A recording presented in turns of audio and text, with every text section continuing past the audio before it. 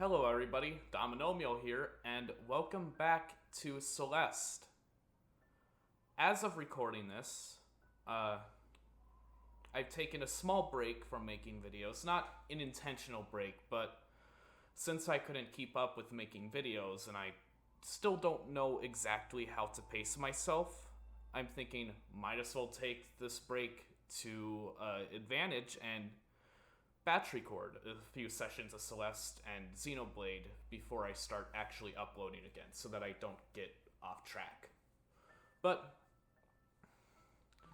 last episode, we completed the core, the A side and the B side, and this episode, we're going to do the C side of Forsaken City.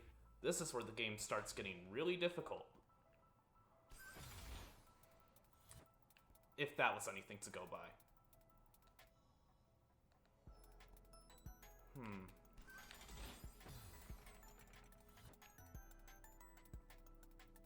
Okay, that's not an audio glitch, that's just the music. Okay. I thought it was an audio glitch.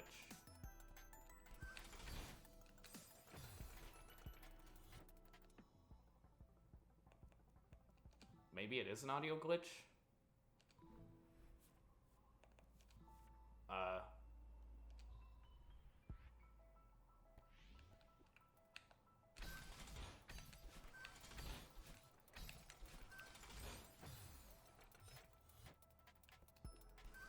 Maybe it is just an audio glitch that is being annoying.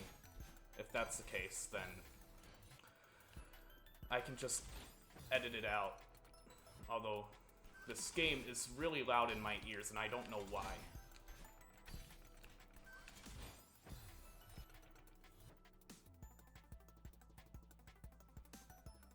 I'm going to turn down the game audio real quickly.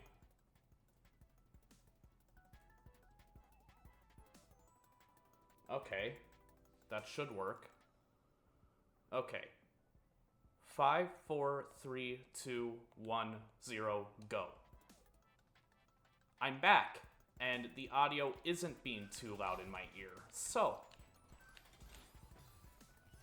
let's get this over with.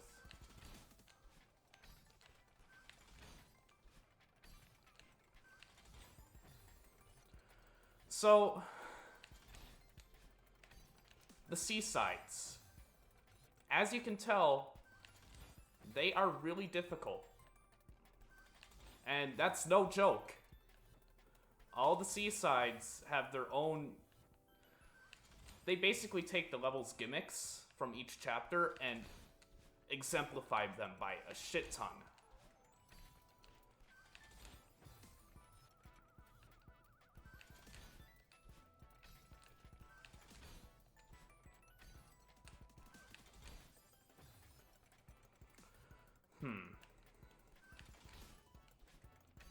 I kind of forgot how annoying some of the seasides could be.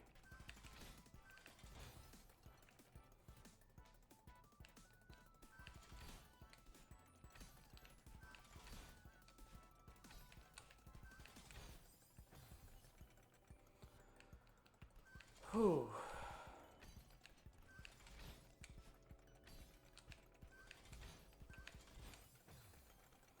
Yes, I do have a couple of topics that I have prepared, because my commentary needs to be half prepared for episodes like this where I'm just concentrating all the time. But I do want to wait a little while before I get into the commentary. I just want you to sink in that, yes, these are really difficult. And when I said that we were only halfway through the game, I meant it, because these seasides are no joke. But I somehow did it. I don't know why I tried to wave dash there, but, yeah.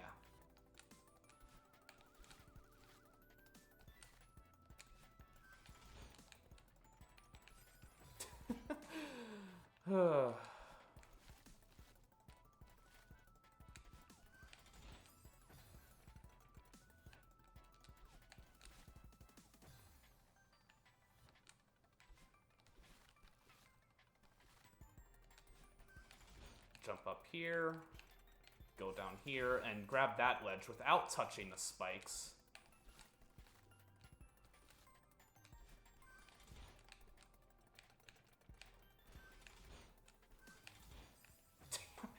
Shoot.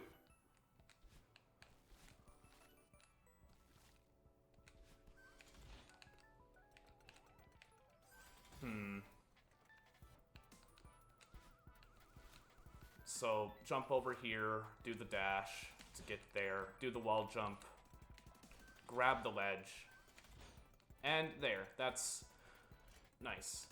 So, the nice thing about the C-sides is that although they may be much more difficult than the actual B-sides, they're only 3 screens, usually. Just like, yeah, they're usually just only 3 screens. Because the game likes to have mercy on the player a little bit and decide, yeah, maybe we don't want to kill the player. Or make them suffer in misery. That all changes in Chapter 9, but yeah.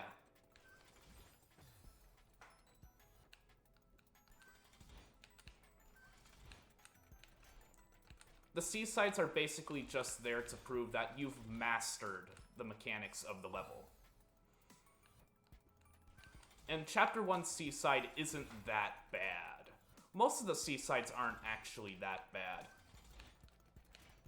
Now that I'm thinking about it, I could probably get 2 out of the way in this video, if I'm being smart.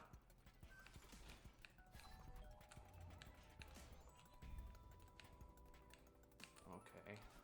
Well, I say that, but then I die.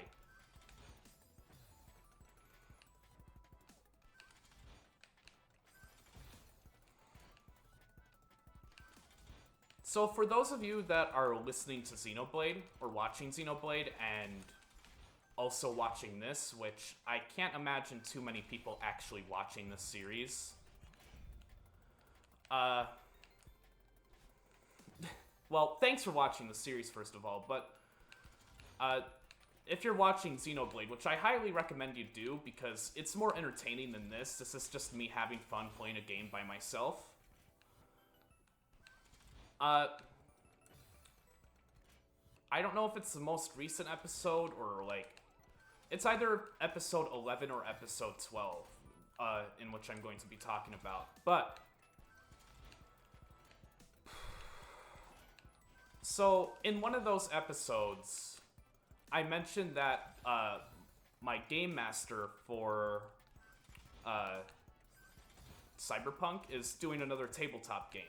And I already mentioned this in this Let's Play, where if, the game that's chosen is Nephilim, he's planning on incorporating the world of Cyberpunk as a time period. And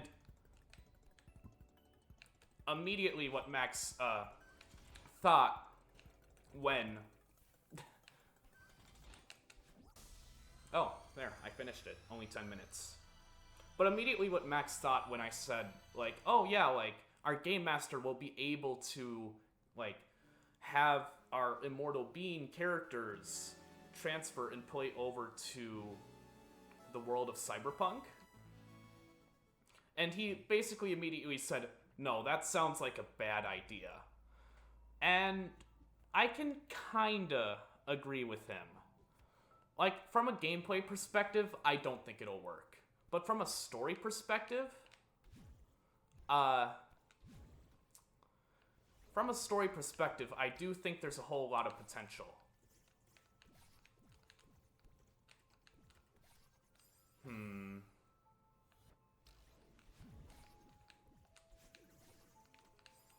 Okay. So that's the whole, like...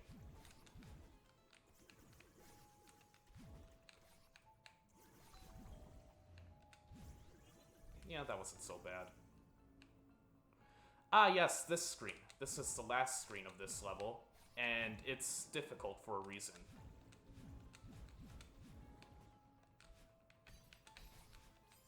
Oh, right, I'm supposed to go down to the left.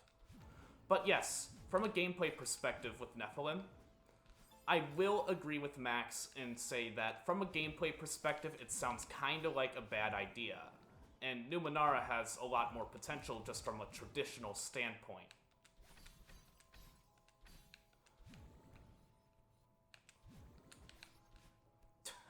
Wow, almost did it in a couple tries. My muscle memory for this section hasn't died because it took me forever to do it the first time I did it.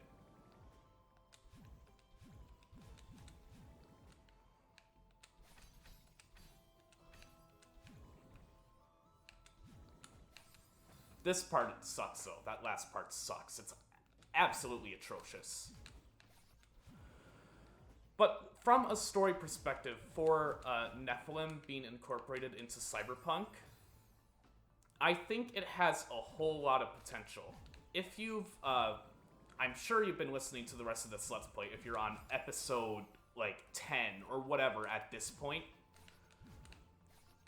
then you already, like, know how much I like to do creative narratives and, like, basically write. Yeah. I don't really need to recap what I talked about then, because that was just last episode, and it was an hour long, and you can listen to it all you want. That's, like, one of the few episodes where my commentary is actually almost constant the whole time, and even though it's kind of stupid commentary, I am proud of being able to commentate.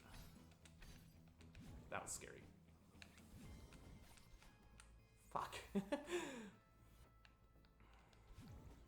But I can actually appreciate what my game master is trying to do by incorporating the story of a different tabletop game into another one.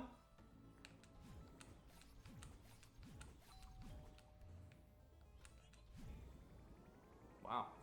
Wow, that didn't take long at all. These seasides are kind of a joke.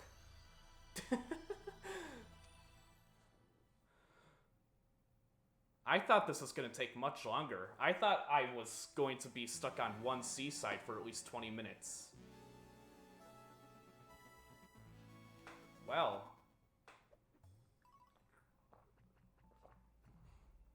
11 deaths. That's crazy. That's crazy. Okay. Let's not do the Celestial Resort seaside right away. Let's go a little bit out of order. Let's do the Mirror Temple seaside, because that one's really satisfying. It'll probably last the rest of the episode.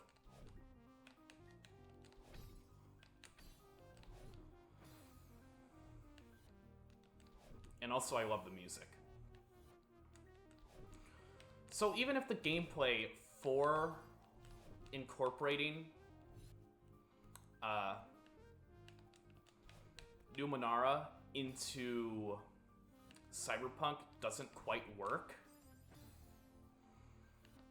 or not, no, Nephilim into Cyberpunk doesn't quite work because he's going to have to mix the gameplay mechanics of both Numenera and Cyberpunk to actually, like, make it cohesive within, like, their own respective games.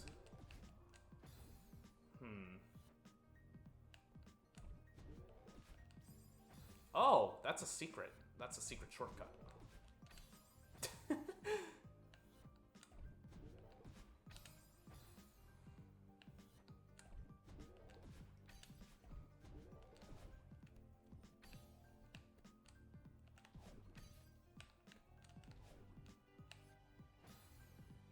I can appreciate, from a story perspective, trying to make an ambitious story that you have all plotted up and set up in your mind and trying to execute it in a correct way.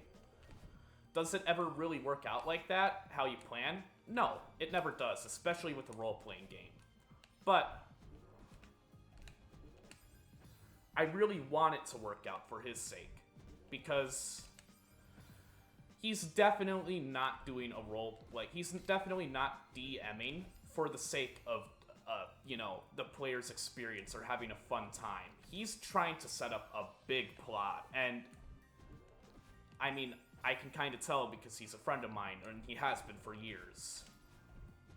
And that's nothing against our game master, because, like I said before, in, like, Xenoblade, I think I said it in Xenoblade, I appreciate a game that has a good story. And whenever somebody, like, tries to make a good story, like, narrative, like, written or otherwise, I want to see that story through.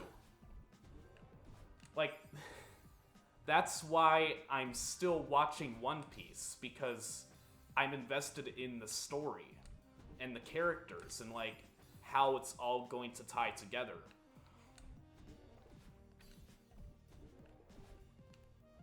That's another thing I haven't talked about a lot during Xenoblade. Max brought it up, but then we moved on and switched topics way too quickly.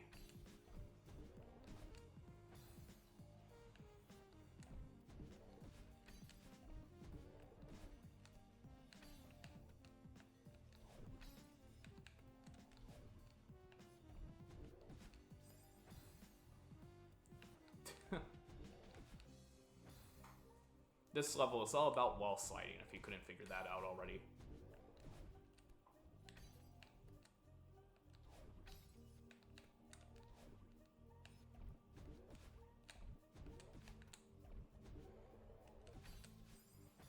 Fuck.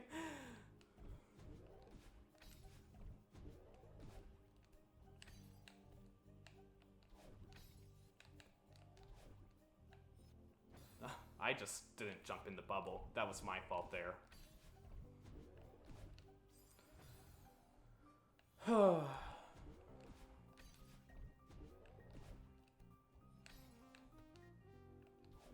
feel like the sound is probably corrupted. It sounds kind of corrupted from, like, the capture card, but being paranoid about it won't help. And if not, I can always just post-edit some music on, because my commentary should be fine because it's recorded separately in Audacity. Oh, nice. That didn't take too long either. Is this really gonna be me just completing all the seasides very quickly? Because, like, I'm making these things look really easy.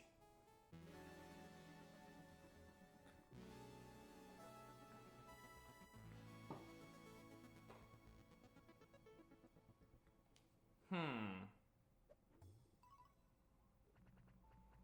31. 31 deaths is not bad on Mirror Temple Seaside. Well... ha! I don't want to go through hell. So I'll do Chapter 4 Seaside in this video. Also... Oh.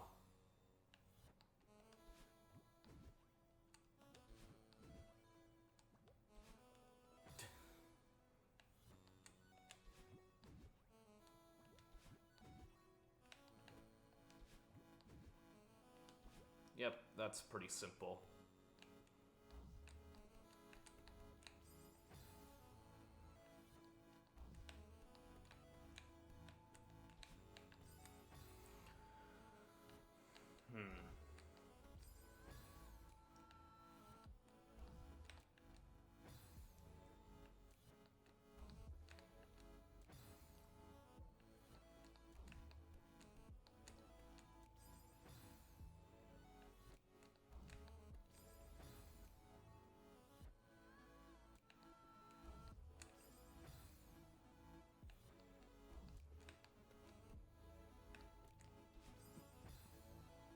Okay, I got it the first few tries, but I'm clearly messing up, and I don't know what I'm doing wrong.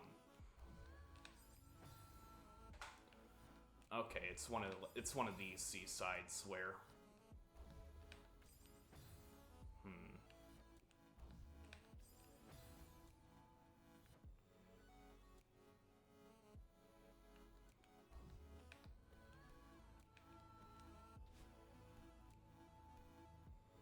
Okay.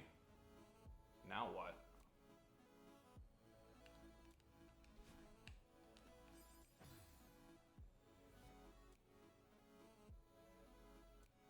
Yeah. The audio is actually, like, fucking up for me. Which I don't really know what to do about it.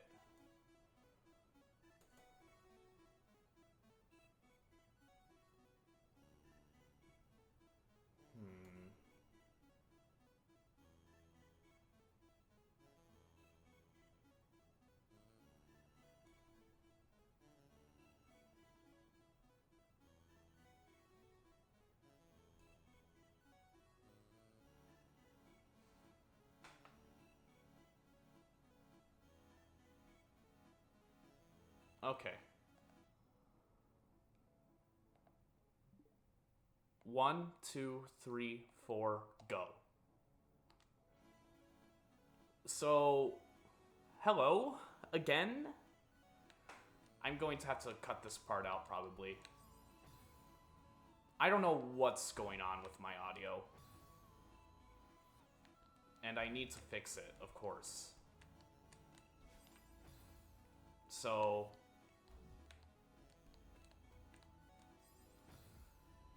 But I think I fixed it. I just turned off the capture team chat button. Or maybe the audio is just only corrupted on my side. Who the hell knows? Or maybe it's because of the updates my computer installed. Who knows? Whatever. I'm done talking about it. I'll just have to deal with it in post.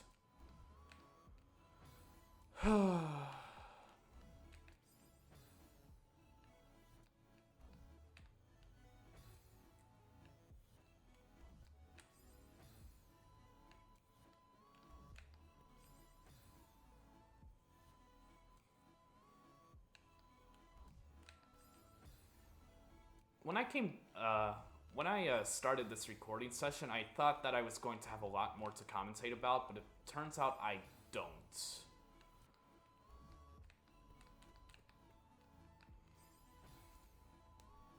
I mean, I already kind of justified my reasoning for why I'm excited about having a tabletop game that connects to Cyberpunk. Well, from like a different perspective and all that.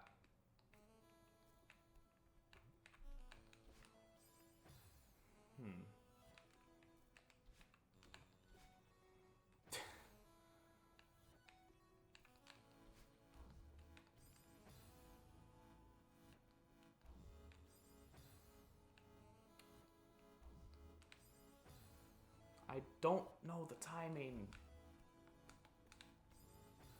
Okay, that's the timing. Okay.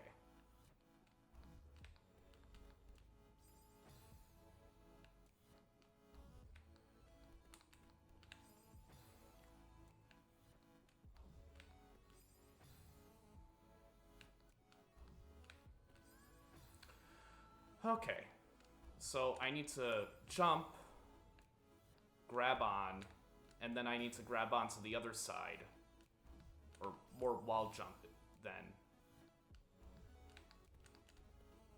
And then I want to grab onto the right side before it goes all the way up and then jump over and around. I mean, it sounds simple enough. But this is one of those scenarios where the idea is simple, but the execution is difficult. Because you just can't wrap your fingers around the idea of doing that many maneuvers at once. Or, that's for me anyway. Because, like, sometimes I just accidentally do a wall jump like that instead.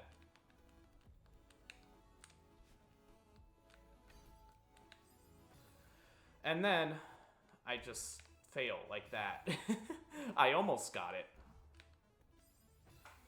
I don't like this part of the... I don't like this part of the level. I really don't. But I'm sure they didn't make the levels with the intention of pleasing me, so I'll give it a pass.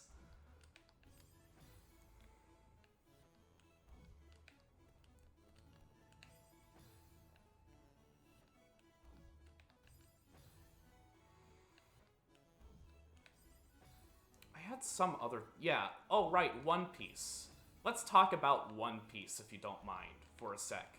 Because, I'm like 580 episodes in, and I just finished the Fishman Island arc, and One Piece is still good. Like, I've heard that it gets bad later on, or not bad per se, but average. Like, it has good moments late One Piece, but it just has a lot of weak moments also. So I guess that would be like... Nah, I was going to make a Paper Mario comparison, but that wouldn't really work. But I just finished Fishman Island, and I like that arc. It's a fun arc. But if I could change the order of how, like, they did the arcs, I would definitely swap Fishman Island with Skypiea, with the Sky Islands. Like, if it didn't change the plot, I would do that, but thing is, like, Sky Islands being very early on in the journey, right after Alabast, is kind of essential to One Piece plot, because even though the Sky Islands were kind of... it was a dumb arc. It wasn't that good. I'll just say it blatantly. Sky Islands weren't that good. It had a few good moments, but, like, the villain sucked. The villain was absolutely just bad. He wasn't even likable, and okay, I know villains aren't supposed to be likable, but, like, he wasn't even fun, and he wasn't, like, you know, as bad as, say, like, Crocodile. Like, at least Crocodile had proper foreshadowing, and,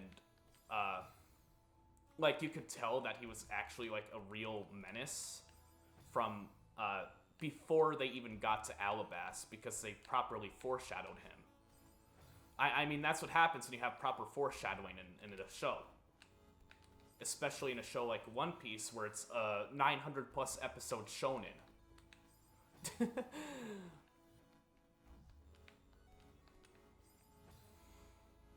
But Sky Islands, they were just boring to look at. It doesn't... I think Sky Islands was the ones... The Sky Islands arc was, well, like, the one instance in which I didn't really like the classic animation style. And let me elaborate. Like, if you're binge-watching One Piece, like I have been for the past several days while I'm not recording or doing something else, you'll notice that there's definitely a change of animation over time. That's very obvious after the time skip. And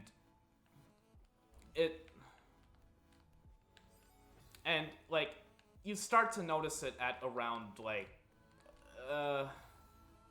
what's the arc after? Oh yeah, you start to notice it a bit more, like, maybe, like, during Water 7 and Thriller Bark. Thriller Bark was probably, like, the last, one of the last arcs that had, like, the classic animation style, or at least, like, semblances of classic animation, like kind of like the retro, like, kind of like white, like, edged, like, backgrounds where they didn't completely fill them in, or they used it for aesthetic, or, like, they just simply couldn't do it because it would cost more money. Now, post-time skip One Piece uses mostly digital graphics, which, I mean, I think it still looks fine. I'm mostly mad at, like, some of the character designs that they did. Like, post-time skip Frankie, I hate post-time skip Frankie. He just looks like an abomination.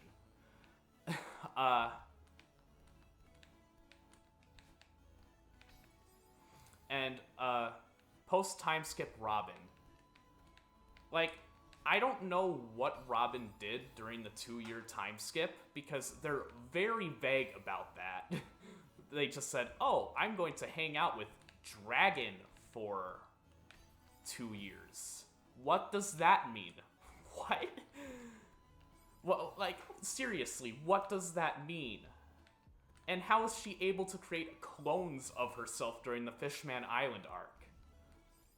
Those of you in the comments, don't answer, but I'll probably find the answer before you can, because I'm going to be uploading this video, you know, pretty late. Like, maybe like a week after recording this.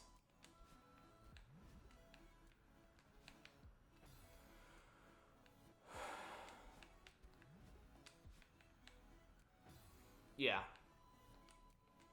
But yeah, Robin and... I both love and hate Nami's redesign post-time skip, because Nami with long hair, like, you've never seen that before in the anime. And, like, honestly, Nami looks really good with long hair. I kind of wish she had long hair from the beginning, but that's beside the point. One thing I don't like about Nami's character design post-time skip is, they sexualize her. Yay. Like, okay. It's not like I'm okay, let me rephrase. I don't mind sexualization for the most part as long as, like, they aren't trying too hard to, make them, like, clickbait. Like, Nami's post-design, time skip, like, design change does kind of work considering her personality, like, with the way that they kind of over-sexualize her just a tiny bit. Because throughout the anime, like, you get the idea that, like, even though Nami is, like, one of the weaker links of the Straw Hat Pirates, she's definitely very bold when it comes to, like, tricking people and stealing from them, and, like, she will use anything to her advantage to get her hands on some money. Like, honestly, if they, like, use that as, like, I guess it's an implied reason.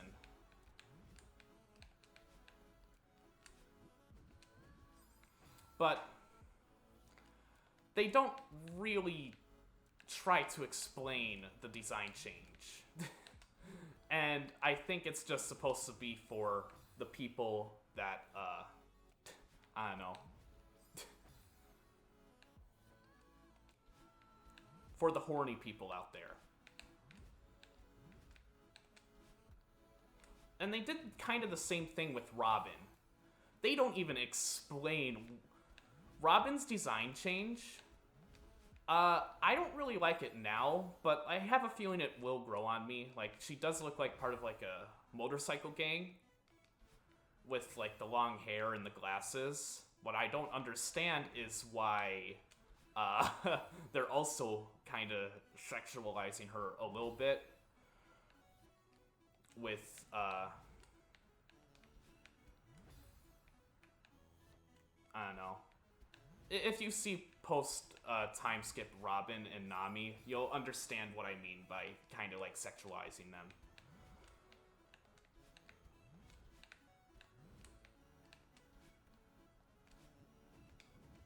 Damn it.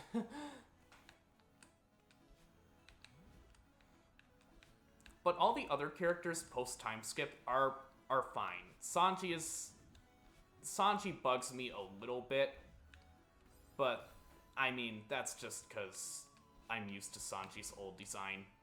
Usopp just got ripped, and I love it. Like, Usopp is finally not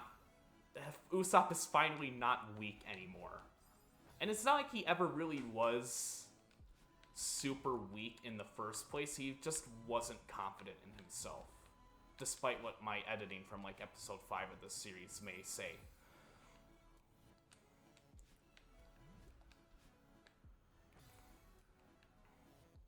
And the only thing they did with post-time skip Chopper was just change his hat, and I'm fine with that.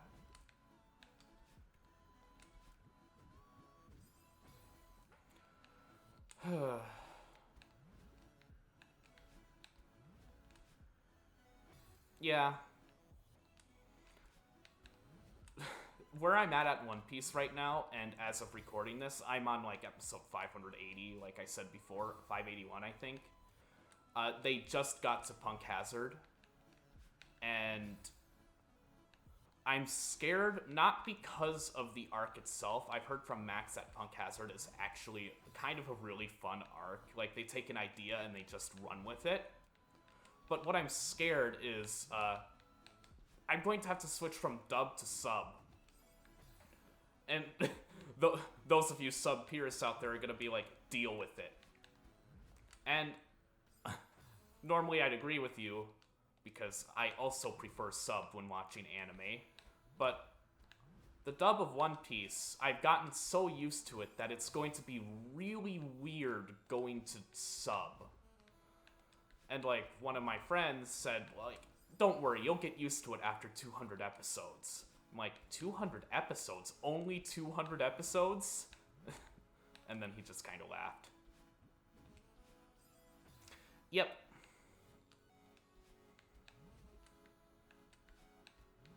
It's not, well, okay.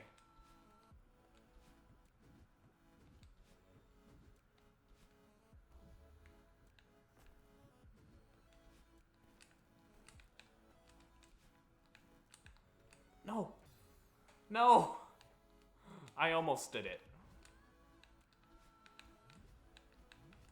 I almost did it. Yeah, after this seaside, definitely gonna call it a day.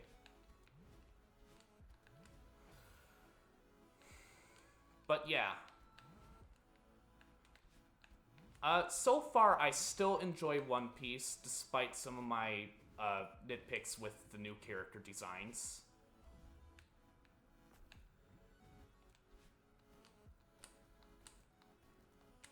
Nice. I did it.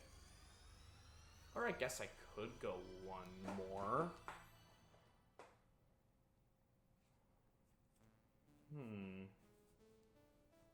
I guess I could do Chapter 8 Seaside. Because Chapter 7 Seaside is no joke. 181. Wow, I didn't know that I died that much. Whatever.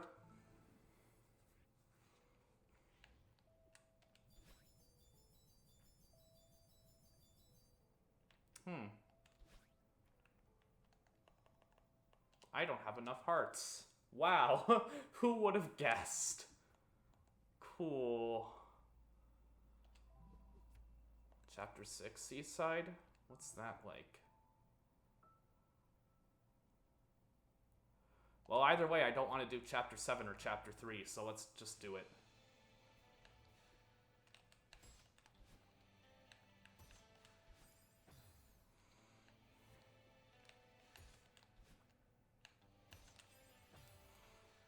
So, yeah. One Piece.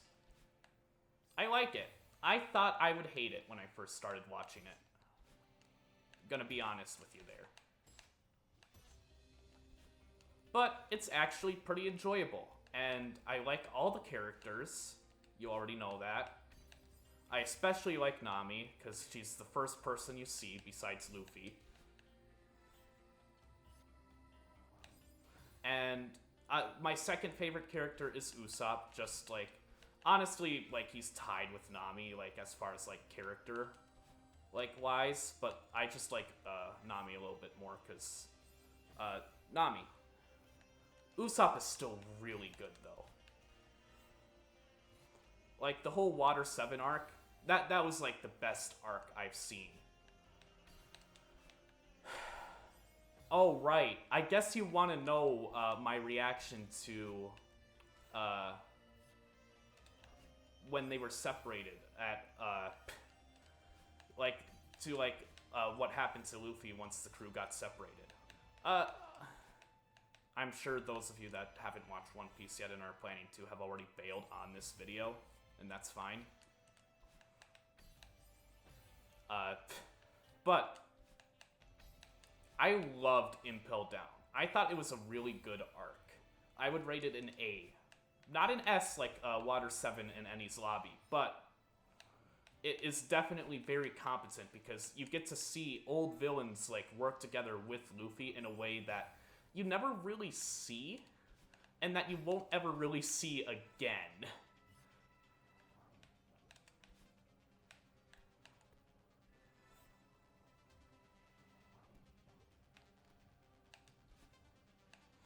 Yeah.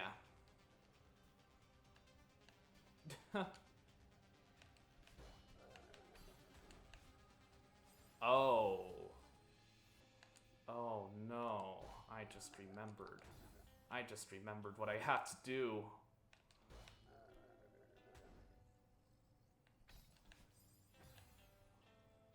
Okay. So you want to go down here, not get crushed by the thing.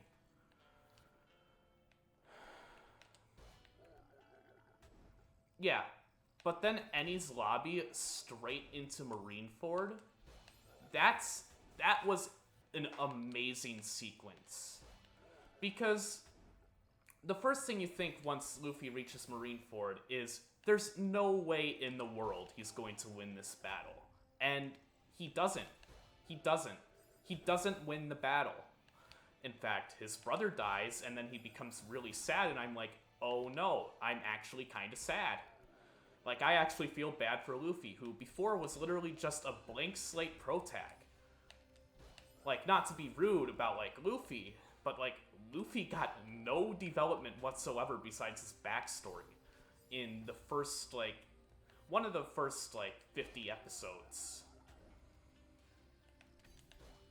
And, like, from then on, he's just been captain that eats a lot. Generic shonen protag. So, yeah.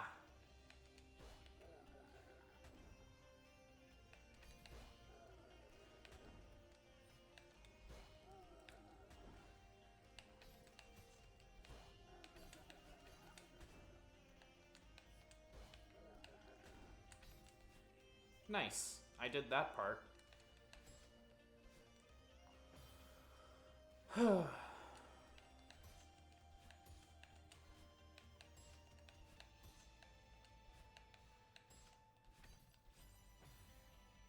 Yeah.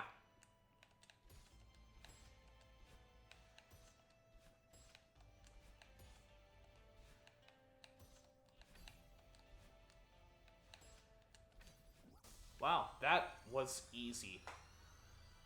Okay. So, there's been a bit of a break in my commentary, but I think this is a perfect opportunity to end the episode. Because, well, I'm not going to do all the seasides in one episode. I mean, these seasides have been a lot easier than I expected, but that's just because I've gotten better at the game. But without further ado, I will see you all next episode, where we finish up chapter 3 seaside, and hopefully chapter 8 seaside. In case you're wondering why I'm traumatized by chapter 3 seaside, 963 deaths. Yeah, fuck that. But I don't have to worry about that until another minute, because I'm recording next episode. But without further ado, see you later. Bye.